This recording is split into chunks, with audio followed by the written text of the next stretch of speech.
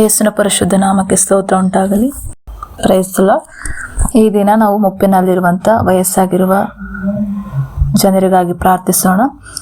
ಯೇಸಪ್ಪ ಸ್ತೋತ್ರ ಕರ್ತನೆ, ಪರಿಶುದ್ಧನಾದ ಯೇಸುವೆ ಸ್ತೋತ್ರ. ಭೂಪರಲೋಕದ ಒಡೆಯನೇ ನಿಮಗೆ ಸ್ತೋತ್ರ. ಪರಲೋಕದಲ್ಲಿ ಸಿಂಹಾಸನಾರೂಢನಾಗಿ ಕುಳಿತ ಯೇಸುವೆ ನಿಮ್ಗೆ ಸ್ತೋತ್ರ ಮಾಡುತ್ತೇವೆ ರಾಜ.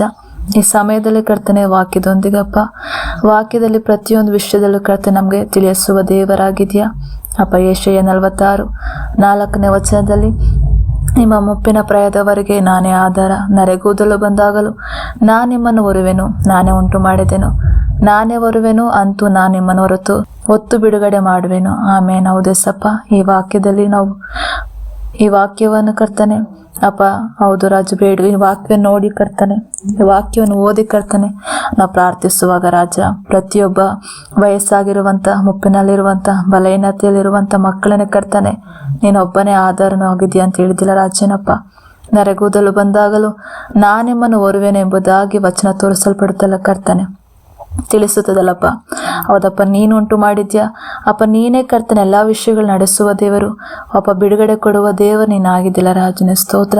ಎಲ್ಲ ಮುಪ್ಪಿನಲ್ಲಿರುವಂಥ ಮಕ್ಕಳನ್ನ ಕರ್ತನೆ ನೀನು ಕರ್ತನೆ ಅವ್ರಿಗೆ ಆರೋಗ್ಯ ಬಲವನ್ನು ಕೊಡುತ್ತಾ ಅವ್ರು ಹೋಗಲು ಬರುವಾಗಲು ಸ್ಥಳದಲ್ಲಿ ಕರ್ತನೆ ಸಪ್ಪ ನೀನು ಸಹಾಯಕನಾಗಿದ್ದು ನಿನ್ನ ದೂತರನ್ನು ಕಾವಲಿಟ್ಟಿದ್ದು ಕಾಯಿ ಸ್ತೋತ್ರನ ಸಲ್ಲಿಸುತ್ತೇವೆ ರಾಜ ಅಪ್ಪ. ಅದೇ ರೀತಿಯ ಕರ್ತನೆ ಕೀರ್ತನೆಗಳು 92:14 ವಚನದಲ್ಲಿ ಬರೆಯಲ್ಪಟ್ಟ ರೀತಿಯಲ್ಲಿ ಮುದಿಪ್ರಾಯದಲ್ಲಿಯೂ ಫಲಿಸುವರು, ಅವರು ಪುಷ್ಟಿಯಾಗಿ ವೃದ್ಧಿಯಾಗರು. ಆಮೇನ್.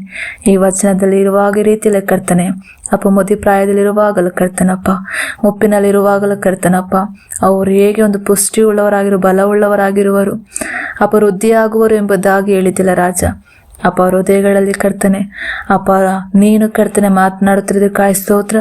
ಈ ವಾಕ್ಯವನ್ನು ಕರ್ತನಪ್ಪ ಅವ್ರ ದೇಹಕ್ಕೆ ಕಟ್ಟಲ್ಪಡಬೇಕಾಗ್ಬಿಡುತ್ತೇವೆ ರಾಜ. ದೇಹದಲ್ಲಿ ನೀನು ಕಾರ್ಯ ಮಾಡುತ್ತಿರೋದಕ್ಕಾಗಿ ಸ್ತೋತ್ರವನ್ನು ಸಲ್ಲಿಸುತ್ತೇವೆ ರಾಜನೇ ಸ್ತೋತ್ರ.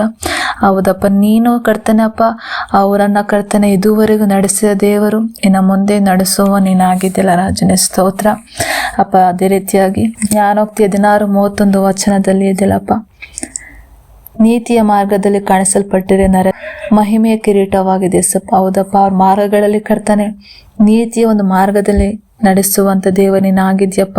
ಒಂದು ಮಹಿಮೆಯ ಕಿರೀಟವಾಗಿರೋ ಜೀವಿತ ಕಾಲದಲ್ಲಿ ಇಟ್ಟಿದ್ದಕ್ಕಾಗಿ ಸ್ತೋತ್ರವನ್ನು ಸಲ್ಲಿಸುತ್ತೇವೆ ರಾಜನಪ್ಪ ಅಪ್ಪ. ಅವ್ರನ್ನ ಇದುವರೆಗೂ ಕರ್ತನಪ್ಪ ಎಲ್ಲ ಕೇಡುಗಳಿಂದಲೂ, ಎಲ್ಲ ಅವಮಾನಗಳಿಂದಲೂ, ಎಲ್ಲ ದುಃಖಗಳಿಂದ ಎಲ್ಲವನ್ನು ತೆಗೆದಾಕಿ ರಾಜ ಎಸಪ್ಪ. ಒಂದು ಮಹಿಮೆಯ ಕಿರೀಟ ಅಂತ ಹೇಳುವ ಎಸಪ್ಪ, ಇನ್ನು ಶಾಂತಿ, ಸಮಾಧಾನವು, ಹೊಸ ಬಲವು ದೇಹದಲ್ಲಿ ಕರ್ತನೆ ಅಪ್ಪ. ಪ್ರತಿಯೊಂದು ವಿಷಯಗಳಲ್ಲೂ ಕರ್ತನೆ ಅಪ್ಪ ನೀನು ಸಂತೈಸುವ ತಂದೆಯಾಗಿದ್ದಿಲ್ಲ ರಾಜನೇ. ಅದಕ್ಕಾಗಿ ಕೋಟ್ಯಾನುಕೋಟಿನ ಸ್ತೋತ್ರನ ಸಲ್ಲಿಸುತ್ತೇವೆ ರಾಜನೇ ಸ್ತೋತ್ರಪ್ಪ.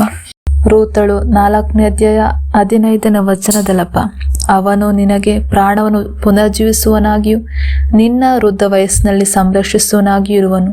ಹೌದೇಸಪ್ಪ, ನಾವು ನಿಮ್ಮನ್ನು ಕರ್ತನೆ ನಿಮ್ಮ ಬಳಿಯಲ್ಲಿ ಬಂದು ಕೇಳುವಂತರಾಗಿದ್ದೇವೆ ರಾಜ ಅಪ್ಪ. ವೃದ್ಧ ವಯಸ್ಸಿನಲ್ಲಿರುವಂಥ ಪ್ರತಿಯೊಬ್ಬರ ಮಕ್ಕಳನ್ನು ಕರ್ತನೆ ನೀನು ಸಂರಕ್ಷಿಸುವನಾಗಿದ್ಯಪ್ಪ. ನೀನು ಒಂದು ಅವರ ಪ್ರಾಣವನ್ನು ಪುನರ್ಜೀವಿಸುವನಾಗಿದ್ದಿಲ್ಲ ರಾಜನೇ ಸ್ತೋತ್ರ ಅಪ್ಪ. ಈ ಲೋಕದಲ್ಲಿರುವಂಥ ಎಲ್ಲ ಮನುಷ್ಯರು ಅಪ್ಪ, ಮಕ್ಕಳು ಕರ್ತನೆ ಕೈ ಬಿಡುವಂಥ ಸಮಯಗಳಾಗಿರ್ಬೋದು ಕರ್ತನೆ, ಆದರೆ ನೀನು ಕೈ ಹಿಡಿದು ಅವರನ್ನಪ್ಪ ನಡೆಸುತ್ತಿರೋದಕ್ಕಾಗಿ ಸ್ತೋತ್ರ. ಯೇಸುವಿನ ನಾಮದಲ್ಲಿ ಹೊಸ ಬಲ ಹೊಂದಿಕೊಂಡಿದ್ದಕ್ಕಾಗಿ ಸ್ತೋತ್ರ. ಅವ್ರ ಪ್ರಾಣವನ್ನು ಪುನರ್ಜೀವಿಸಿದ್ದಕ್ಕಾಗಿ ಸ್ತೋತ್ರ. ಅವರನ್ನು ಸಂರಕ್ಷಿಸಿದ್ದಕ್ಕಾಗಿ ಸ್ತೋತ್ರಪ್ಪ. ನೀನು ಪ್ರೀತಿಸಿ ಕರ್ತನೆ ಬಲಪಡಿಸಪ್ಪ, ಆಶೀರ್ವದಿಸಿ ಅವ್ರನ್ನ ನಡೆಸುತ್ತಿರೋದಕ್ಕಾಗಿ ಸ್ತೋತ್ರಪ್ಪ. ನೀನು ಕೈ ಹಿಡಿದು ನಡೆಸುತ್ತಿರೋದಕ್ಕಾಗಿ ಸ್ತೋತ್ರ. ನಿನ್ನ ಮುಂದೆಯೂ ನಡೆಸು, ನೀನು ಒಬ್ಬನೇ ಆಗಿದೆ ರಾಜ. ಎಲ್ಲ ಸ್ತುತಿಯುಗನೂ ಮಾನ ಮಹಿಮೆ ಒಬ್ಬರ ಸಲ್ಲಿಸುತ್ತಾ ಯೇಸುವಿನ ನಾಮದಲ್ಲಿ ಬೇಡಿ ಒಂದು ಜೀವಳ ತಂದೆಯೇ. ಆಮೇನ್.